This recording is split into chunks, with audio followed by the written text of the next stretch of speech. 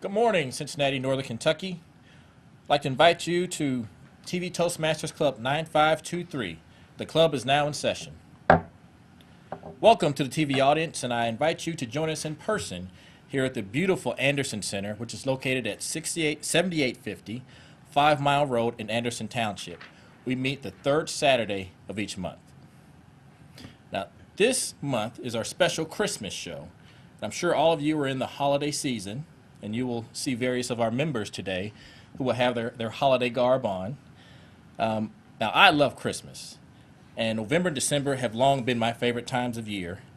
My parents always did everything they could to make Christmas special, and now as a new parent, I'm trying everything I can do to make Christmas special for my son.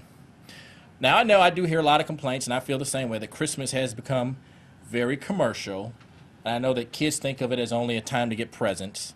But to be fair, I do think that we can also all admit that between Christmas and Hanukkah, this time of year is also probably the most religious time of year that we have, even though the commercialization has definitely changed how it feels over the last 25 to 50 years. Now, I also complain about a lot of things with Christmas.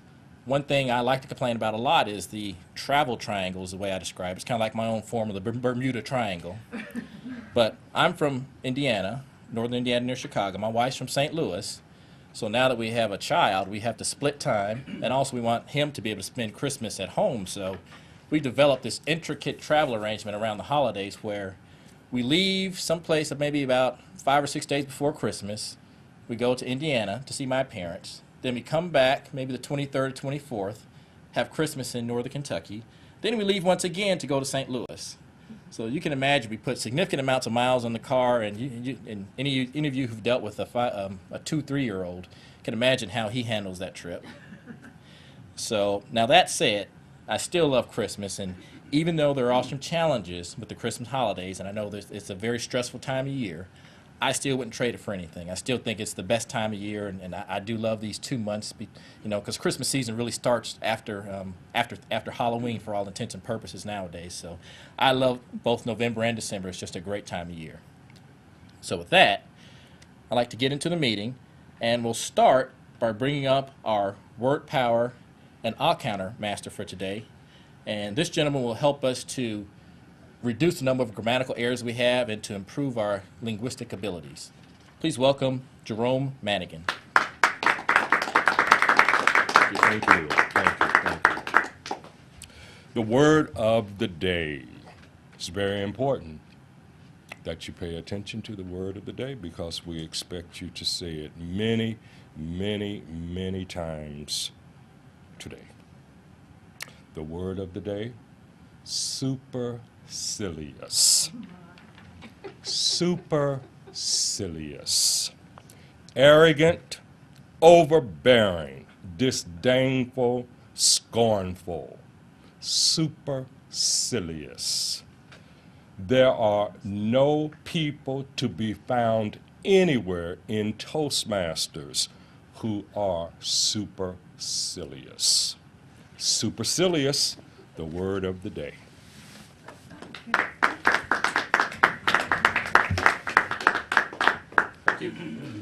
Our Tabletopics master, and that person today is Rick Davis, and Rick has a history and a reputation for having very difficult table topics questions.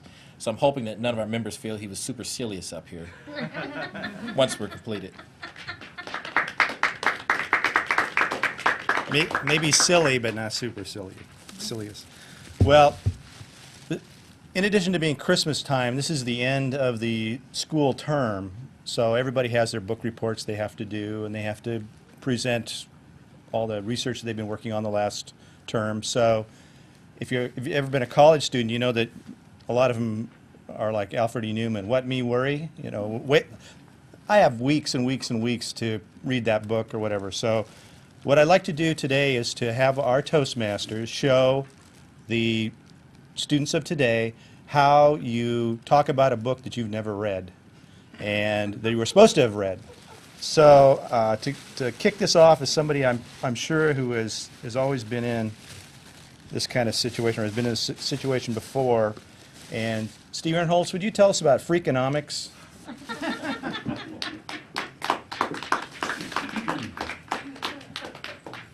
Mr. Tabletopics Master, fellow Toastmasters, and our honored guests joining us today. Freakonomics, a rogue economist's, I can't read that, the hidden side of everything. Prepare to be dazzled. This is a must-read book, especially now with our economy the way it is. We're not sure whether it's right side up or upside down.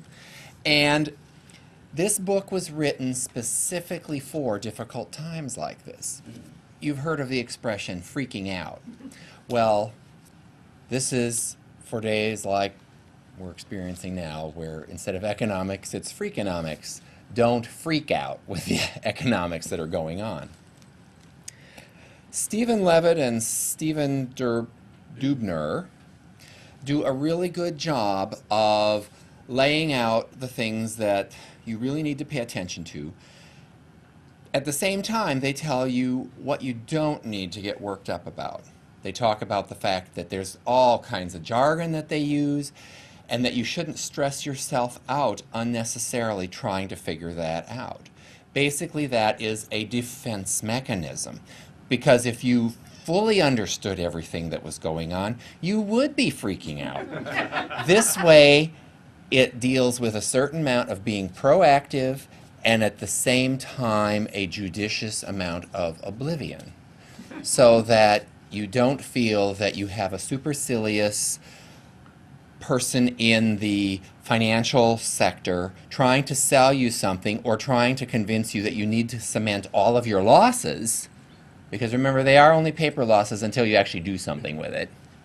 However, how long we'll have to live to see it recover, we're not sure at this point. But again, don't freak out. Have a certain amount of judicious ignorance and deal with other things. Mr. Tabletopics Master? I'm glad to hear you read the book. Somebody else who's very good at working her way through books that she hasn't necessarily read is Sheila Mudd Baker.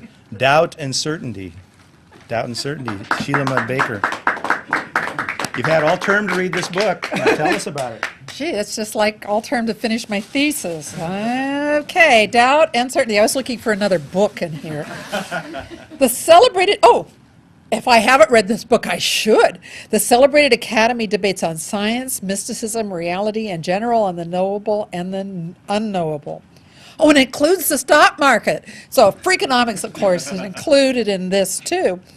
This is by Tony Rothman, who's written quite a few science books, and George Sundershane, who is the former director of the Center for Particle Theory, something else I don't know much about. Well, one of the things I do know is the older I get, the more sure I am that I know nothing. I have a lot of doubt about anything I thought I knew. In fact, I used to be much more supercilious than I am now, because I used to think I knew something. A lot of that has changed. The older I get, the more I know that there is not much we do know. Now, what I think all physicists and others could say is, the one thing we are sure of is we don't know enough, we need to know more, that any theory that we have is a theory, where even our scientific laws will probably be overturned as the years go by. We suddenly realize there is a unified law, not just a theory, a unified law, and the whole universe is instantly explainable once we learn that law, but we haven't reached that yet. They take ideas and contrast them. So whatever the idea is in the book that they start with, then they have the contrasting idea. And both ideas are supposed to be valid. So this is always an interesting question. What is valid? What is not? Maybe one of the problems that I have, and a lot of us have, is we always want the easy answer. What's the answer to this? Is there a clear answer? Here's the truth. Nobody knows anything. Mr. Toastmaster, Mr. Tabletopics Master.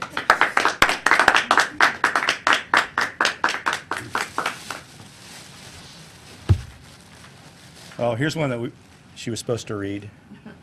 This is Your Brain on Music. Christine Sullivan, would you come up here and tell us about how great this book is and why you're glad that you had the opportunity to read this?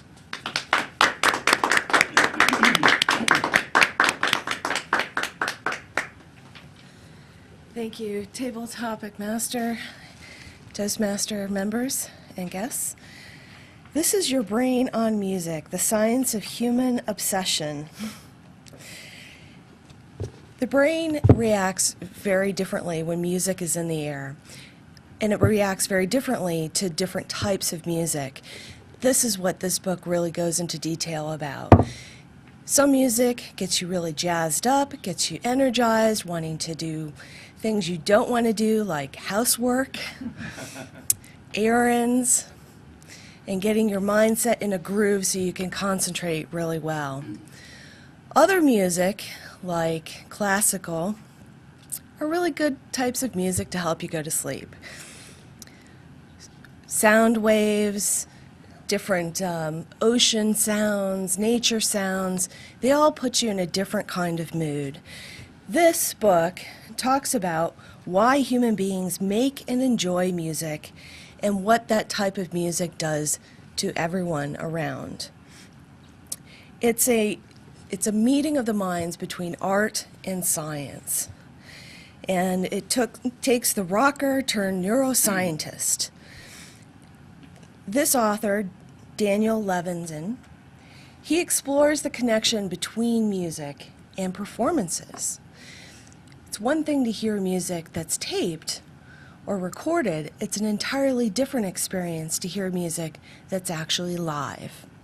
So he dives into that as well to explore what is that experience of being present, seeing music happening right in front of you, seeing just maybe a soloist, or maybe it's a quartet, or maybe it's a rock band. They all give different types of responses to people and the audience who attend them. With that, this book is a must-read, and I think if anyone is interested in music, this is a great Christmas idea. Thank you.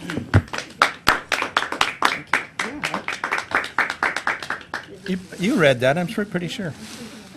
All right, for our last table topics. Darren Henderson was supposed to read Collapse by Jared Diamond. Darren, would you tell us about Collapse?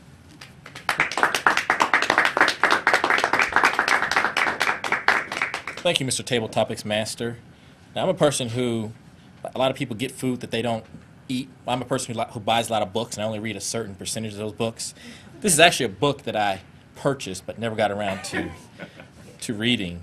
It actually is a pretty good book from everything I've heard. It basically describes how different societies develop, why some societies were more developed than others, and then he gives some pretty good reasons as to why that occurred. But I've heard it's a good book. Now, I have to admit, the one book which I actually did read, which I was hoping Rick would choose me, was Freakonomics.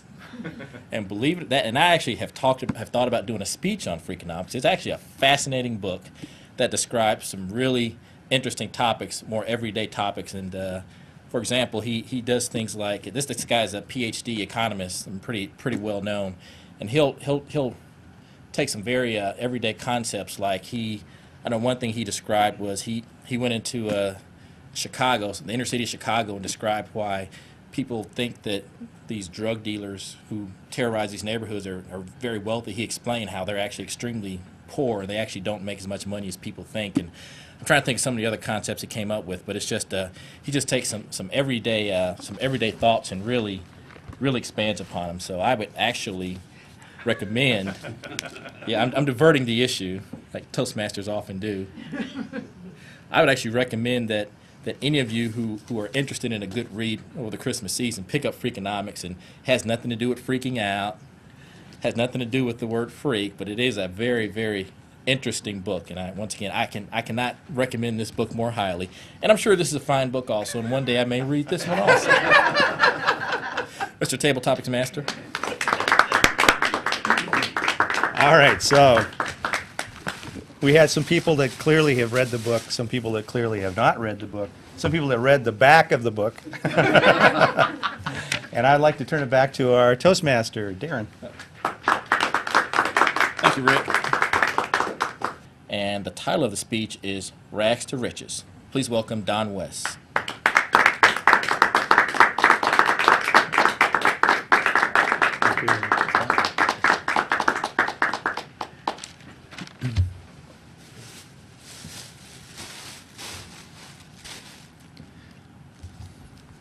I will try to be supercilious today.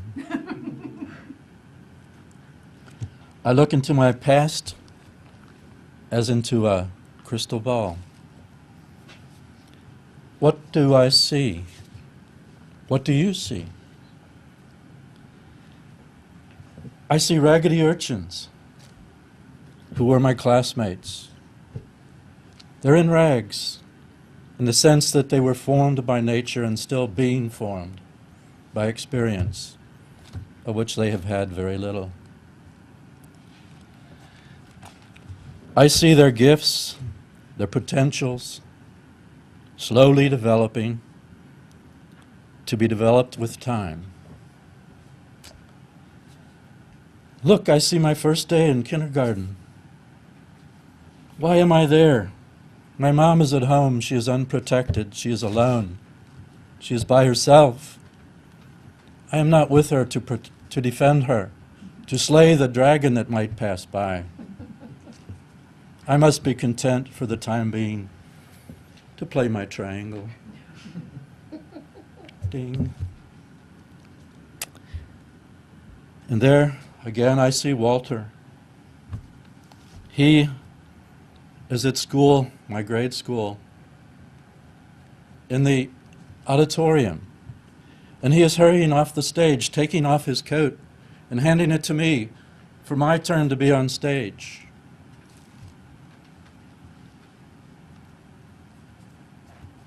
It was the coat that was mandated to be on that stage. I had forgotten one of my own. I will never forget Walter. And look again, I see me there in high school.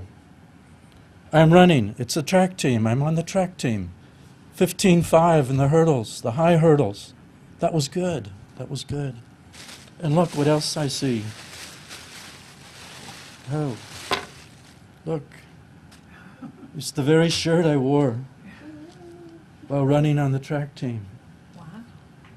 And there was the district, there was the sectionals, there were the regionals, and I went to state. Can you imagine that? And some of the trophies. Not really trophies.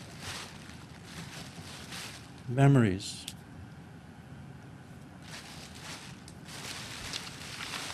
And there I am again in high school. It's my senior year. It's English class, and I'm in front of the class. Tomorrow, and tomorrow, and tomorrow, and tomorrow, and tomorrow, and tomorrow, creeps in this petty pace from day to day to the last syllable of recorded time. All our yesterdays have lighted fools the way to dusty death. Out, out, brief candle. Life is but a walking shadow, a poor player that struts and frets his hour on the wall and is heard no more, heard no more. It is a tale told by an idiot, full of sound and fury, signifying nothing.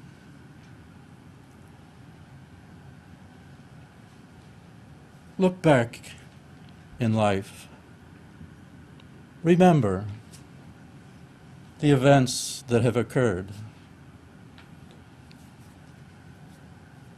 There's a book, A Christmas Carol. Carol. And there's a character in there, I forget his name now. He looked into the past, and his life became enriched, became changed. He went from rags to riches. And he also looked into the future and saw how the possibilities of changing some of his memories. I would invite all of us to do some remembering of our lives, of the events in the past, how they can enrich us for the better. Merry Christmas to you all.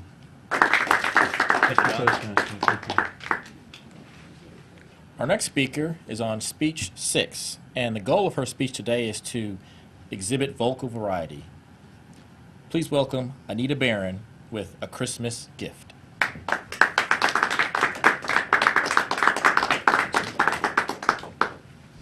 Good morning, good afternoon, and Merry Christmas. I want to give you a Christmas gift, and this may not affect everyone, but this is a Christmas gift from the heart for the heart. And a lot of times we buy a present and go, this is a great present, you know. But what is the real reason for a Christmas gift? It's because we love someone or we care for someone and we really want to enrich their lives in some way. So this is my gift to you. Hopefully someone will benefit from this. As everyone pretty well knows, I'm in with animals. I have a nonprofit, and one of the most heart-wrenching things that we ever come across is whenever someone loses their animal, their pet, their beloved pet. And let me give you two resources that can help you. One is www.spayohio.org, which is a referral service for low-cost spay-neuter resources in your area. And we're very lucky in Cincinnati to have basically UCAN Clinic, which offers $35 cat spay neuters, $60 to $75 dog spay neuters. So that's a very economical way to go. And we have an 800 number as well. The other resource, which is the one I'm mainly here to talk to you today about, is microchipusa.org, www.microchipusa.org. In the Cincinnati area, we're starting off as a pilot program for this project, and it's offering a $20 microchip, and typically they're $40 to $60 in a vet. So why would I bring this up today? Well, on a weekly basis, we'll get calls, and we'll have the people go, oh my God, I've just lost my pet. You know, Fluffy never goes out. I say, well, okay, do you have a collar on? Do you have microchips? No. You know, Fluffy never goes out. Why would I have a collar on? Because he never goes out. We're very careful. Well, just that one time, we were not careful, or something. You know, it was not my fault. Somebody broke in the house and the kitty or the dog got out, or you know, somebody was moving furniture or something, or they moved. So somehow the animal just got out that one time. And then did you know that there's actually a whole science to the personality and the psychology of a lost animal? And there's two websites that I want to make sure everybody knows about, because it's kind of like you don't know it until you need it, and at the point you need it, you need to know about it. So this is a gift to you. lostapet.org and catsinthebag.org. Those two resources talk about, for a cat. Now, dogs usually, they run off, you know, chasing something, and because of the leash laws, we know for a fact that typically they're going to be found. Whenever, you know, you see a loose dog, you go, that dog's supposed to be somewhere. And so either it'll get picked up, and there's a waiting period at the county pounds, 3 to 5 days. They're required to keep that dog, and of course if it's got a license on, they will immediately contact the people through that, track them down. Hopefully it had a microchip, but microchips are rather new right now. Well, so cats, you get into cats, they're totally different species here, okay, literally. You got indoor access only. Well, indoor access only cats, there's 3 different types, and these are personality profiles that they've made of these animals on these websites that I just referred to. You've got the classic complete cover cat. This kitty thinks the world of its owners, you know, just loves them to death. You know, just really connected. They could care less about the rest of the world, but their owners and their family, they just love them. And so you've got that's one of yours. If that cat gets lost, they're typically 1 to 5 houses away. They probably will not respond to you. If you were to call them, you know, you'd think, well, this cat loves me. He's going to call me, right? You know, he's going to call back to me whenever I call for him outside. He is petrified outside. He is cowering he or she is cowering somewhere under a bush, under decks, you know, somewhere close that's hid. And basically, they can't move. They can't talk. They're just froze. For days, they'll be this way. And so you'll think, well, he's not coming to me. He's not responding to me and calling back to me, so he's not around here. He is. He or she is 1 to 5 houses away. Then there's the friendly walkabout cat. This cat knows no strangers, loves the world, you know, just I am it and it loves me, you know. Well, in that case, that cat's going to be going within 2 miles, 0 to 2 miles.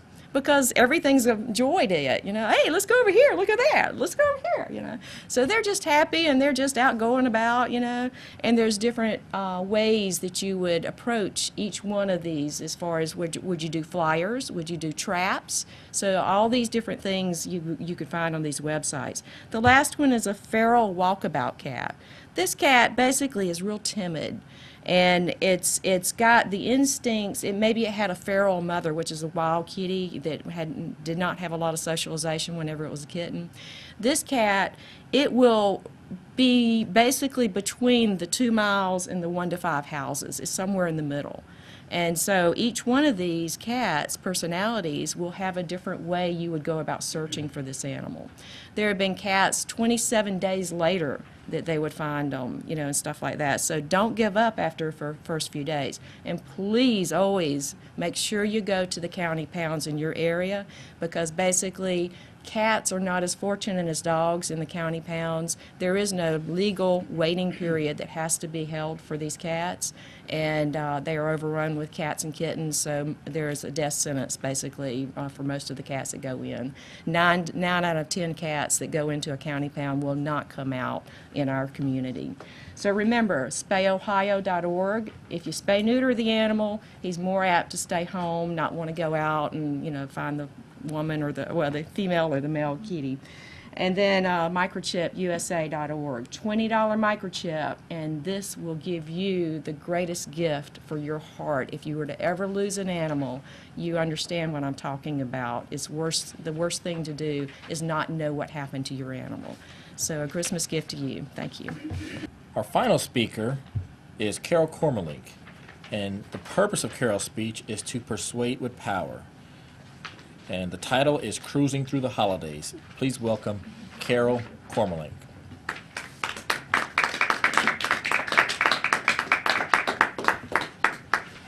Thank you, Mr. Toastmaster, fellow Toastmasters, and our most welcome guest viewing us at home. Are you dreading the holidays? Not enough time to accomplish everything you'd like to do? Not enough money to avoid a big credit card debt in January? Overwhelmed by shopping, gift wrapping, and entertaining? There is a simple solution. It's called Fly Lady's Holiday Control Journal. You may download this for free on the internet, flylady.net/pages/control_journals ASP. Actually, if you go to flylady.net, you will find that reference there. Yes, you too can cruise through the holidays with a feeling of peace and contentment. And remember, this is free. All you have to do is download it, and it is a 25-page control journal. This gives you tips on how to enjoy the holidays rather than dread them. We look forward to them, but as Darren said, he has to race back and forth, Indiana, Missouri, and it gets a little stressful for him. But I'm glad that you don't try to do that all in one day, Darren. You did do one of her suggestions. And she even has a plan in here if you're going to be traveling, what you need to take. It is so good. Everything is listed right here. A home, she also gives you tips for a home that practically cleans itself because of well-established routines. Gifts brought months ahead of time, and you actually know where they are.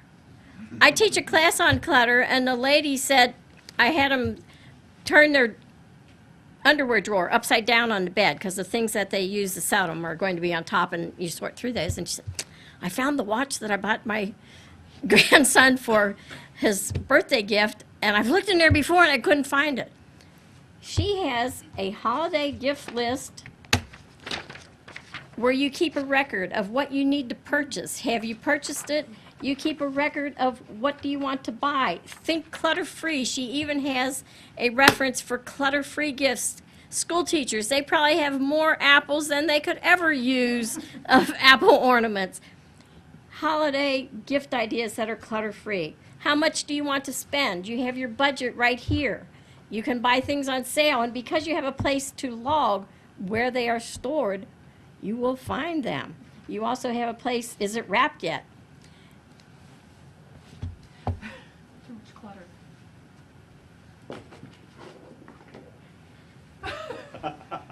Yeah, and I'll apologize for that. No.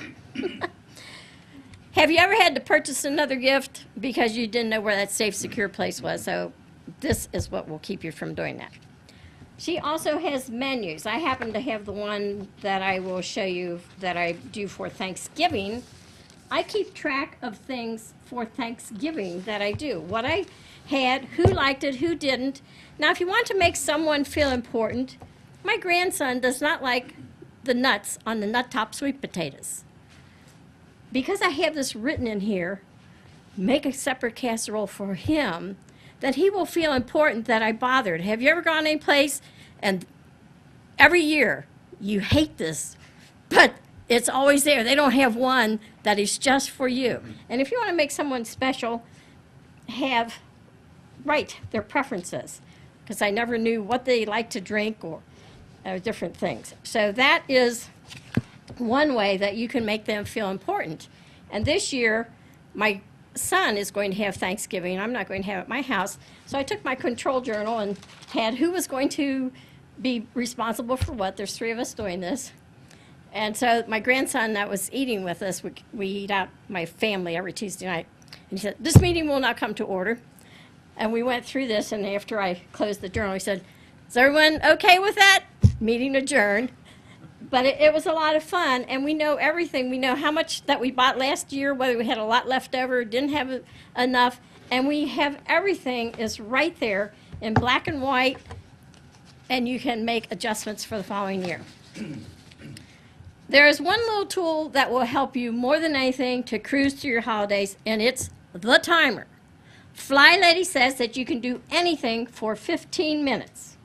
Making friends with a timer allows you to focus on the task at hand, and she has thousands of testimonials from people that say, I knew it would be swamped and I was overwhelmed, but I dug in, I set the timer for 15 minutes, and I beat the timer. It didn't even take me 15 minutes, and I thought it would take me hours. And the only way that you're going to be able to know this, how do you eat an elephant?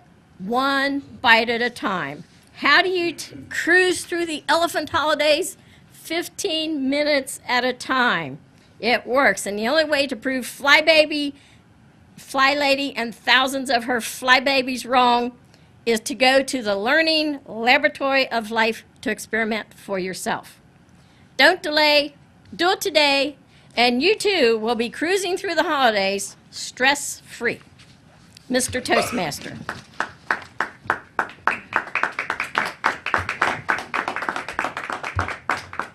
Thank you, Carol.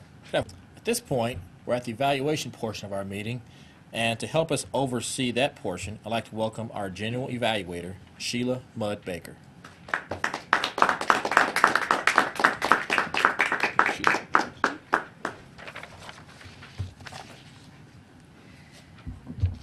Everybody hates being evaluated, unless they're Toastmasters. We love being evaluated. The general evaluator introduces the evaluators and also evaluates the meetings. So I'm going to start with our first evaluator, Gordon Kelly, who will evaluate Don Wess. And Gordon only has a short amount of time to evaluate, so he has written a speech between Don's speech and now. So please welcome Gordon Kelly. Good morning. Normally I take this as a fairly easy job, but I got to tell you that Wess really, he got involved in that speech, so I'm going to try my best. My job in being an evaluator for Ron is to give him feedback so he as a speaker can improve his skills and abilities and growth in speaking. And one thing I can say about Ron is he is definitely not supercilious.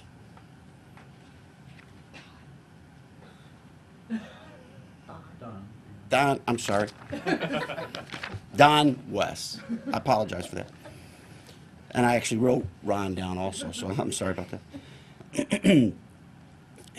I went back to college while you were talking, and I'm thinking about the electives that I took, and some of them were speech and all these different sorts of things. So one thing I can say right up front, if I were an English teacher, I would definitely appreciate your speech, I think. I think that's a definite. But as just a typical layman, I'm not sure that I understood it all. But the speech value, I thought, again, if you were coming from an English perspective, a teacher or that sort of thing, artsy type people, I think it would be highly valued. The preparation I thought you put in was very good. I thought you did a lot of preparation. I think we could all tell that. It was a lot of preparation. The organization for me was unclear. I wasn't real sure about the organization, and I'll get into that a little bit more. And here's why I wasn't clear. I wasn't sure where you were going from word one. In other words, you started the speech. Well, you know, one thing I was going to talk about, because I heard your last speech, and when I heard your last speech, I noticed you talked about, when you started the speech in the beginning, you actually was prefacing the speech by saying, here's what I'm going to talk about. And I thought you were going to do that today, and you really didn't do that. You opened up one sentence, and then you really took off. So I was going to really hit on, you need to get to the point, but I really didn't have to do that because I thought you did jump into your speech fairly quickly. So I thought that was an improvement from the last time I heard you speak. So the opening, I really wasn't sure where you were going, and I wasn't really sure what the speech was going to be about at the beginning. The body language that you presented during the speech, however, I thought was very good. You did quite a bit of body language, and when you were back here and your hands and all this, I thought you really did a good job in what you were trying to do. The conclusion of the speech, as far as remembering the past, I believe you were saying remember the past in order to do better in the future. That's kind of the concept I got out of it. But overall, what I really feel you need to do, for me, everyone else may have totally understood every word, but for me, I felt that you need to be more definitive in your opening so that I know where you're headed from the first sentence or two, and in the closing more definitive. What exactly are we talking about? And what's the purpose of the speech? What are we accomplishing? So that's my feedback, and I wrote a lot of notes on that because, again, I'm not great in English type speeches, or whatever we want to call it. And again, Don, I thought you really did a good job, though, and I watched you last time. I thought there was a big improvement there. Thanks.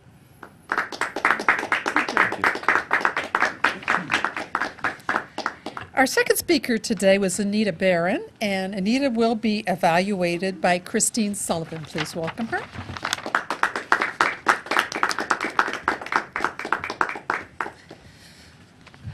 Hi. I'm here to evaluate Anita Barron. The goal of her speech today was vocal variety, and I think she kicked off her speech very well. Her opening stated, what's the reason for a Christmas gift? And I think that question really opened it and led into the conversation of what she was really talking about, which were ways to rescue pets. In terms of vocal variety, her topic selection I thought was pretty varied. She covered pretty much the household pets.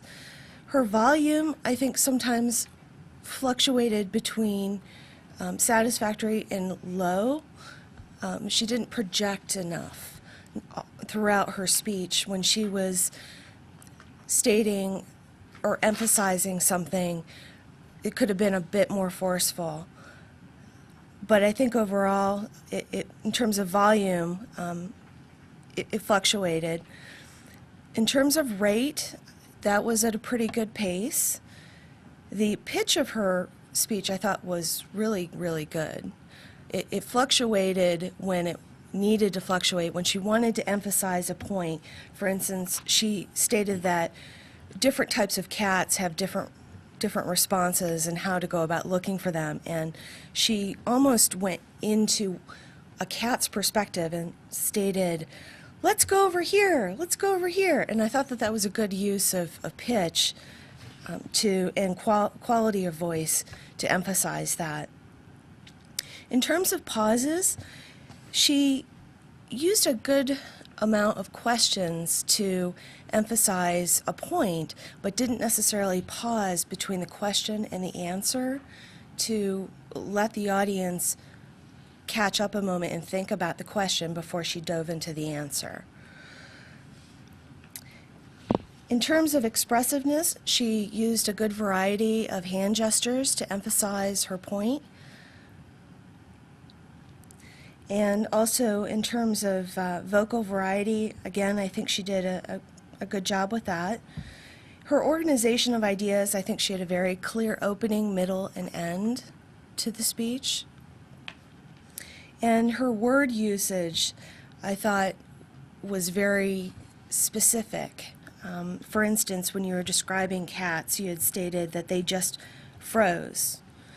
For days, they would be this way. And I think that that gave a good visual image to the audience members, or at least to myself, that, of a cat freezing. Also, from body language standpoint, your hands, I think, you used them very well. They weren't all over the place. They were in conjunction to what you were actually saying. And in terms of what you could do differently, I think I mentioned that, the pauses. But what I liked about your speech is that you actually used concrete resources to allow the audience to take action to your speech. So thank you very much. Thank you. Thank you, Christine. Our third speaker is Carol Kormelink, or was Carol Kormelink, and Carol will be evaluated by Steve Aaronholtz. Please welcome Steve.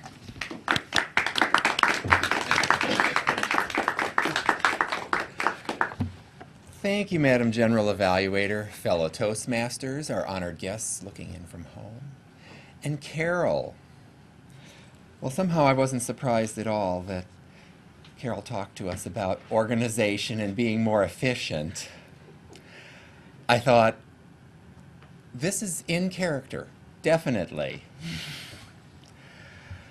Her objective was to focus on self-interest of the audience. I think she started her speech perfectly with that. She asked us a series of questions, which were basically self-interest questions. We're all facing the holidays of some sort, however we celebrate them. And you do wonder how you're going to do all these things. I learned a long time ago that one of the things you can do with the holidays, you have to recognize there are things you enjoy doing, and there are some duty things that you do. And Carol gave us some tips as to what we can do as far as dealing with some of those duty obligations we have during the holidays too, just 15 minutes at a time. She spoke with sincerity. I have here, oh yes, and knowledgeable on this topic as well. She opened the speech, as I mentioned, in a way that did capture our attention, because it was exclusively something we were interested in. What could we get out of it? It's the WIFM. What's in it for me? I thought the organization of the speech was pretty good, but I found myself thinking that there were two parts to it. You gave us a lot of things at the beginning, and then you slowed down a bit, and I understood why you had to go get your timer. That was a little bit of an interruption. I also had that you were a little bit rattled when you were giving your speech up here, and I learned from you that Something you had anticipated having with you for your speech, you discovered you did not have with you. So you covered pretty good, but I could still tell you were a little bit rattled. So you gave us a lot of stuff at the beginning, and then you slowed down and you talked more about using the timer. I think you could have foregone a couple of the other things you presented in the beginning and maybe talk about just 2 or 3 examples. Develop those a little bit more rather than giving us this long list and then give us more specifics on one. I also didn't find it surprising at all that your family gathers to eat out on Tuesday nights and that you have a meeting then. Somehow I thought, we are so in character. Carol, I have to commend you on your organization. Even though you were a bit frazzled, I thought, she's still doing pretty well. I can't complain. Let me see, what else do I have here? Yeah, just to give a few, for instance, is not such a big laundry list of things. Your enthusiasm was evident, very practical as always. Speaker was very good at appealing to self-interests. You gave us some specifics that we can apply. You referred us to a place we can get additional information. Carol, good job overall, even though you were a little frazzled. I found it refreshing to hear from you as to some of the things I can do for my holiday. And when you talked about losing gifts that you've purchased for someone, oh, I do that. I find them months later. Madam General Evaluator.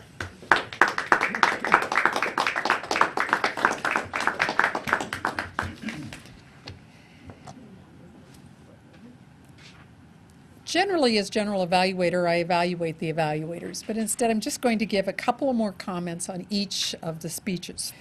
Going back to Don, you had very nice props. And what I would like to see you do is to practice picking up the prop and holding it out, because I could tell from directly in front that what school it was. But maybe not everybody else could see that it was Roger Bacon as well as I could. Secondly, look to see what you have in your hand and how you have it, because your B was backwards for bacon. So those are just little tricks that make it more effective, much more effective. I very much liked your Shakespeare quote, and I liked your chronological K through 12. I liked your invitation to remember. I would like you to have a stronger beginning and end, and it would make it an even better speech. With Anita, I have to say, Anita, I now know I better be looking for what happens to my cats when they escape, because they are house cats and they are terrified of birds. I could see them cowering for weeks on end. Well, actually, my big cat would be in for food no matter what. But I appreciated having that information. I would have liked to have seen the beginning and the end strongerly, a new word, more strongly tied together. So what you say at the beginning ties very strongly to the end, and make a little ribbon in between. Keep referring back in some way or another. I learned a great deal. I have a lot of web pages. I'm going to take this home and look them up. And I do have microchips, and my cats are neutered, but I don't have collars on them. So I'll have to talk to you about collars later, about what are safe collars for cats. Great idea. Third, with Carol, next time you forget something, just say, "Give me that, please." Would someone bring that to me, please?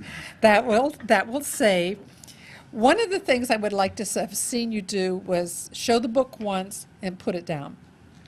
Any materials, and this is for all of us, we all know this, and anybody out there who has to do a presentation knows this. We all have to carry around things for our presentation. Check them before you start, and if you're missing something, try to say, well, okay, what do? I forgot this handout. How am I going to deal with it? That helps all of us, and it makes us feel a little less anxious. Thanks for the Holiday Control Journal. I think I'll give it to someone else, but I'll make one. I'll give it as a Christmas present. Thank you so much. So we had 3 very good evaluations. I enjoyed the evaluations. I think that everyone learned from them. We did start a little late today, which nobody out there in television land knows because, of course, we taped this. But in Toastmasters clubs, being on time is terribly important. We like to start on time, end on time, and make sure our timeline is followed. So if you attend, and I'm hoping that all of you do, attend a Toastmasters meeting, please be sure to come a few minutes early so that you won't miss the beginning of the meeting. And by the way, we always have meetings here on the third Saturday of each month, and we'd love you to be here about 9 o'clock, and you would be very happily greeted by all the people here in the studio audience. Now, our next person is the Counter Grammarian Report and also our Word of the Day report from Jerome Manigan. Please welcome him.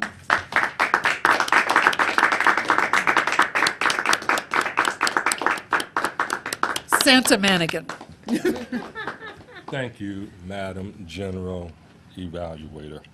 And I want to make a couple of comments about what you just said. Toastmasters is an excellent opportunity for anyone for a very reasonable amount of time and money to hone your speech-making skills. And those of us who are members of this club, TV Toastmasters Advanced Club number 9523, welcome you with open arms. Please come. Third Saturday, 9 o'clock. Now, for the, well, I think what I'll do is supercilious first. Supercilious. And if I was in a classroom, I would say, let us say supercilious. But I'm not in a classroom. So I will say that Sheila said supercilious. Steve said supercilious. Jerome said supercilious.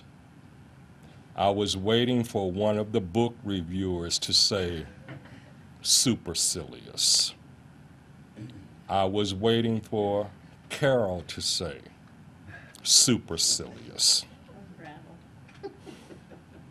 I did not hear supercilious enough today. Write this word down, take it home with you, and practice it all this week. Make it a part of your regular working vocabulary. Now, let us say together, supercilious Oz. I was listening closely for Oz. Us. And those other devices that we create to move us from a moment of stuckness to the next moment. And I was pleasantly surprised that I heard very, very few. Anita, and this is what I did. After 3, I just stopped counting because I was trying to listen for supercilious. I was trying to work that camera. And I was really trying to be caught up in the speeches and heard some very excellent speeches. They're very informative, very interesting speeches. Anita, you said on a couple of occasions, you know. And from that, you know, you moved into either a and I realized that you were trying to refocus, move from that spot to the next spot. Because your speech was so informative, you lose no points.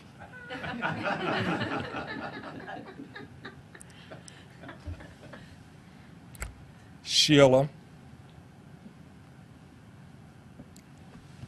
you're perfect. You're perfect. Not a not a you just do it so well. Gordon, I stopped counting after 3. I heard you say, and then you went to, for me. I heard you say, and then you went to English type speeches. And I think what you were doing was moving from an idea to another idea, and you need a bridge to get you from one place to another place. Christine, you're good, but not good enough to escape these ears. Your was almost silent.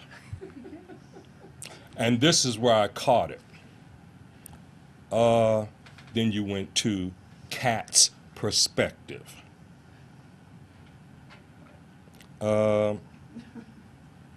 Kat's perspective. All right, I think that that pretty much covers what I wanted to say. I do want to say this to you. Let me make this perfectly clear. In no way should my report be viewed as supercilious. Madam Generally down the road. Thank you. Master.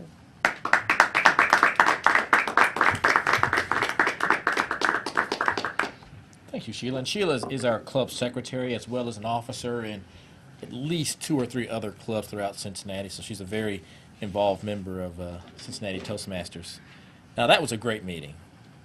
I hope you agree with me.